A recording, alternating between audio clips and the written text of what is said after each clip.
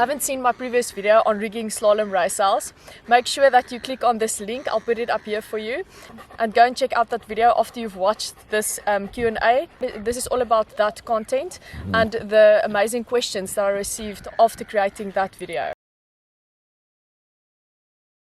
The problem that I specifically had a lot with my small 87 litre Isonic, I felt that I was doing everything that I should in order to ride the board properly, but in high wind conditions my front foot keeps on wanting to slip out of the foot strap, and I was overstraining that front foot to keep it in, and I was over flexing to prevent it from slipping out. That is when I'm going upwind, downwind, along with the wind. In any situation I always struggle to keep my front foot in the strap, and I never could figure out the reason why. I tried everything.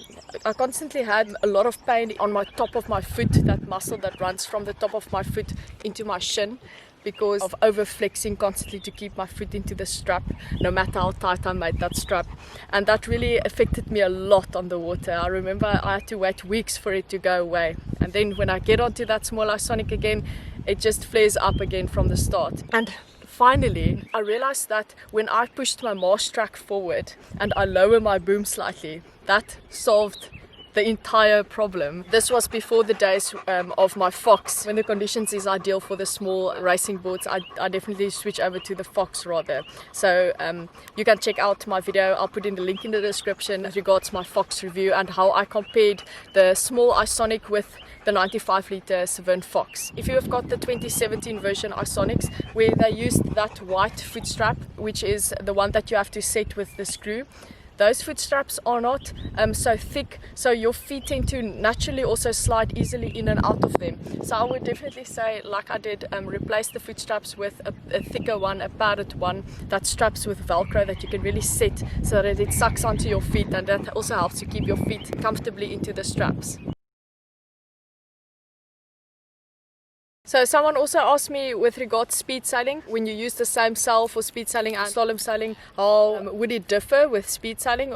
Would it be the same?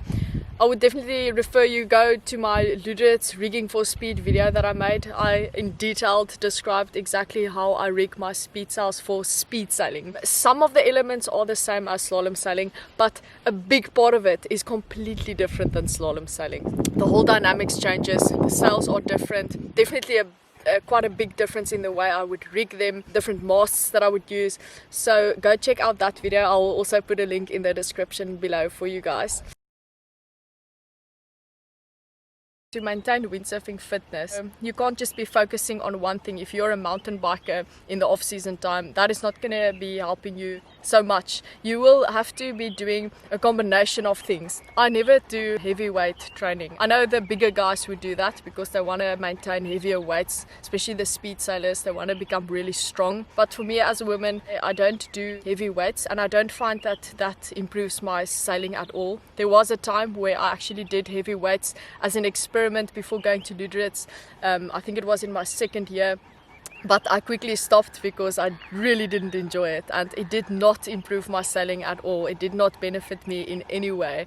What benefited me the most was actually focusing on my windsurfing technique, doing wave sailing.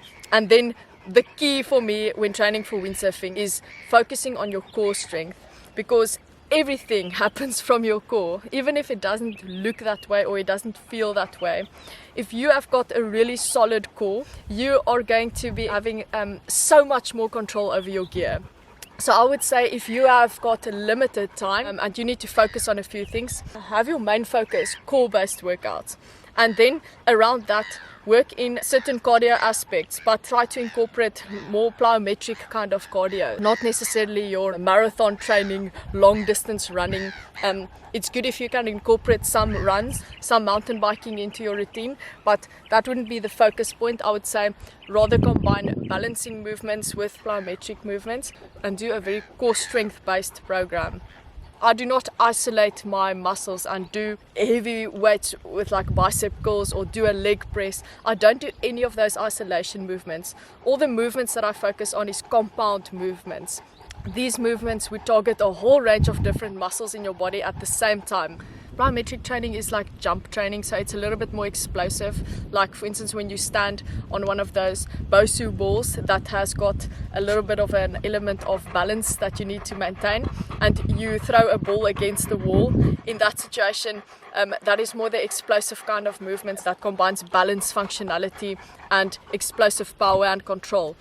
All those things together in specific movements is the way to train for windsurfing, because when you're windsurfing, you are not only working one muscle all the time, a lot of different muscles are working.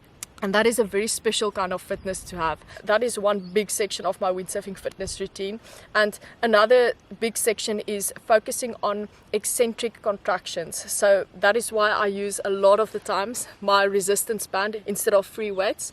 Because an eccentric contraction is when your muscle lengthens as it contracts. So when your resistance band is attached to a bar and you pull it up like this is a concentric contraction. But when you release that resistance band is going to pull you backwards. So that would be an eccentric contraction. As your muscle lengthens, it contracts. That kind of the contraction is extremely helpful when it comes to windsurfing fitness. It is where your muscle has to generate the most power in order to stabilize, to keep the power there. It's the same when you actually run down the stairs instead of going up the stairs, descending in a way. Another example would also be when you are doing a push-up and you are going down against the gravity. So your body is trying to resist the forces of gravity in going down. Windsurfing is really one of those sports where it is the perfect combination of strength, agility, power and endurance. So you need a very balanced program for that. I will still in my coming videos show you guys the kind of things that I would do to get windsurf fit specifically for windsurfing. And that mostly includes core-based workouts, some element of cardio and some plyometric and balancing workouts, also really based around functional training. I also recently announced on my channel that I am going to be doing a lot of fitness and nutrition on my channel as well, together with the windsurfing aspect. I'm going to be focusing that mainly on fitness for women. I had a question of a guy asking me, why do I only do it for women? And that is because I do believe that guys do like to train differently.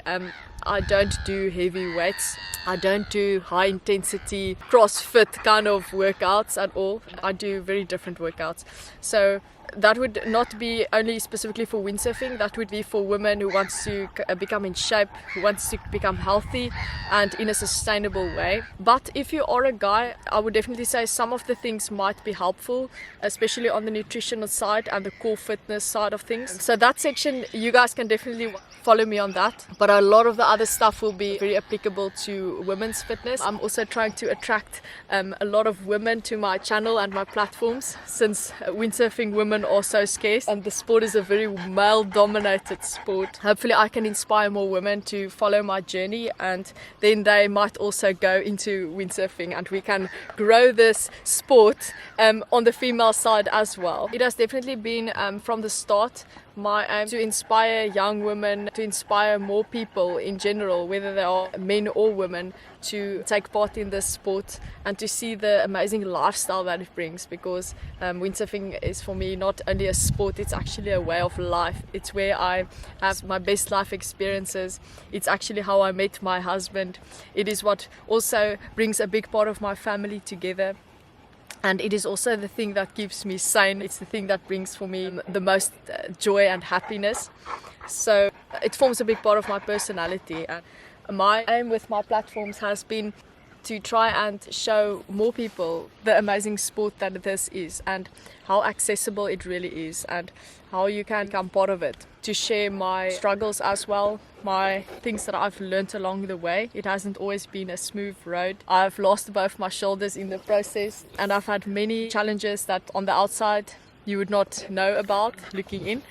But it has all made me the person that I am today, and after each and every challenge come out at the other end quite a bit of a stronger person, and you have got way more perspective and insight into certain things. So it's not only there to discuss only gear reviews and technical stuff, it's definitely also there so that I can motivate more people through difficult times and encourage more people to chase their dreams no matter what. falls into your way, and no matter what the criticism is, it comes down to yourself motivating yourself to go through things and to push through and to keep on following your goals no matter what the people around you think of it. I want to say thank you for following me all this time and for supporting me so much. Some of you have been here since the very start of my journey back in 2016 and has grown with me and has followed me along my journey, and it's been amazing. So thank you so much for all the amazing support. Keep your questions coming, things that you have been struggling with or things that you're unsure about, and comment below if you have had these experiences that I've just explained, the questions that these guys have been asking me, if you have found the same issues when you are rigging yourselves or when you are sailing out there with your gear.